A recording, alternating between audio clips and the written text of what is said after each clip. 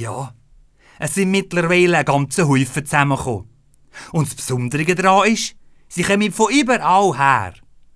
Die meisten haben wir selber aus unseren Reisen um die ganze Welt für unsere Sammlung mit heimgenommen. Und genau so viel haben wir von lieben Menschen und Freunden geschenkt bekommen, die Länder bereist haben, wo wir noch nicht waren.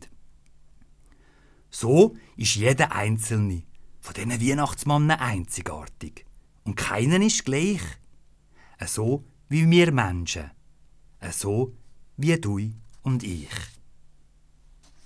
Wir sind das dritte vor dem Schmine gehäckelt und haben zugelassen, was all die vielen Weihnachtsmannen zu erzählen haben. Staunen und zuhören. Wie jeder seine eigene Geschichte erzählen tut. Die eine war spannender als die andere. Manchmal mit traurigen Geschichten, die auf dieser Welt passieren dienen. Dann aber auch wieder ganz freiliche und lustige Geschichten, wo wir uns kaum mehr kennen, festheben vor Lachen. Selbst wenn die Weihnachtsmannen nur aus Porzellan, Glas, Plastik, Aluminium oder Holz die Stube zieren, ist jede und jede Geschichte für sich ganz speziell.